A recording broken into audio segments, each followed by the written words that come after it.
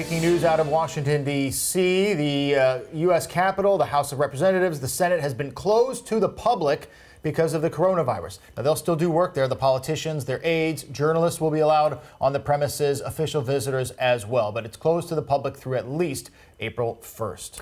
The entire world is now taking pretty extreme precautions to slow down the spread of coronavirus. No question. The World Health Organization officially declaring this a pandemic, and health experts say the numbers are guaranteed to increase in the coming days. Locally, as of right now, 29 people have died in Washington state. This is still the epicenter of our country because of coronavirus. 26 of those people in King County, most of them elderly and or with underlying health conditions. This total statewide, we have 366 confirmed cases. Now, we've got more than 3,000 tests, most of them coming back negative, but still measures are being taken to contain the outbreak and sort of flatten the curve of growth. So crowds of 250 people or more are now banned in King County, Pierce County, and Snohomish County. I've talked to some of the business leaders. They understand why this is necessary, including some of the pro sports franchise. I anticipate we're going to have broad acceptance of this. What do you say to the people who say this is a complete overreaction? Well, go talk to those families of the 22 people who died and their loved ones. And I think you'll find that these are loved people in our families and they deserve protection. And this is a way to protect them. And the beautiful thing, if there is one, is that we know what we got to do. We simply got to reduce those social interactions. In the meantime, late last night, Oregon made the very same decision following Governor Inslee's announcement. In the meantime, our state's largest school district, Seattle, decided to take what it calls drastic measures by closing schools for at least 2 weeks. It is going to be problematic. I mean, we have shut down the district for snow days, a couple days at a time, and the impact of that even. So, I mean, 2 weeks right now is unprecedented for this district. We'll learn a lot of lessons as this 2 weeks continues, but anything longer than that, which may be what they forecasted today, we'll have to take it day by day. Snohomish and Edmonds school districts could be closed even longer. Those districts will reassess when to reopen in April. We got more than 100,000 students here in Western Washington out of school today, and it puts a heavy burden on parents, especially with younger children who can't stay home alone, and especially if the parents can't work remotely, so they still have to go into work. What do? Kira Elfallen reports from Seattle. Right now, parents are being forced to come up with some sort of backup plan, especially those who can't work from home while their kids are forced to stay at home and away from school. So right now, parents and educators and community leaders are doing everything they can to figure this all out. Nonprofits across the area are also preparing to take on students who need somewhere safe to go for the next couple of weeks and maybe even months. Seattle Public Schools will also be closed for at least the next 2 weeks. A Seattle middle school student says her main concern right now is figuring out what to do with all this free time. That's when she realized she could actually help some of these parents out. I decided to reach out to some of my friends, and we decided that it would be really great if we could babysit for these families that don't have childcare. Josie has launched the Good Kids Network, connecting middle school students with parents looking for babysitters. The Boys and Girls Clubs have also been stepping up, offering a $50 membership and a $25 a day fee.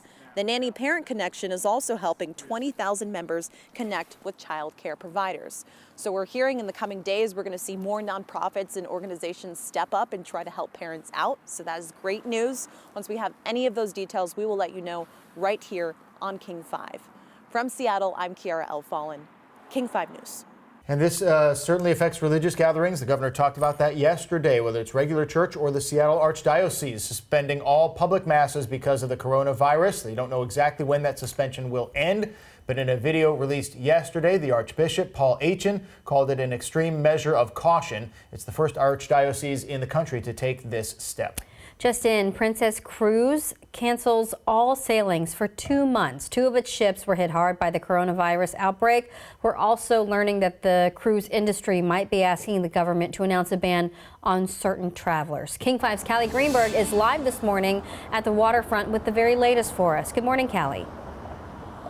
Good morning. It could be a very quiet summer down here on the waterfront. The government is already urging Americans not to take cruises, but we're now learning that two sources tell CNBC that the cruise industry is asking the government to ban two groups of people, those over the age of 70 and those with chronic medical conditions. Now, as you just mentioned, Princess Cruise Lines, they are canceling sales for up to 2 months. We haven't heard of any other cruise lines doing that as well, and that includes Holland America, based right here in Seattle. But what we do know is there are going to be impacts to the waterfront here. The Port of Seattle is canceling some ship visits to the city. It's canceling its port of call sailings. Those are vessels that make those one-day stops right here in Seattle on their way to different destinations. Now, the port also announced that it's going to postpone just the start of the cruise season for at least 2 weeks. Thousands of jobs associated with the cruise industry here. We have an average of about 4 million of local economic benefit for every sailing in our port here. So there will be implications there and impacts. So again, that's $4 million per vessel that docks here in Seattle. And just yesterday, we spoke to a business in the Belltown neighborhood, a restaurant that decided to shut down immediately, partially because there are just too many unknowns when it comes to tourism and the cruise ship season going into the summer months. So the cruise industry says they're also preparing for the long-term trickle-down effects of this. One thing being that the demand for cruises may just be lower even after this outbreak is contained. So a lot moving forward, a lot to keep track of. We'll let you know if any of those cruise lines decide to postpone their cruises even further moving forward. For now, live in Seattle, Callie Greenberg, King 5 News. Yeah, please keep us posted. Thank you so much, Callie. The European Union, in the meantime, is slamming the United States for instituting a travel ban on 26 countries. The president made that announcement yesterday in hopes of containing the outbreak.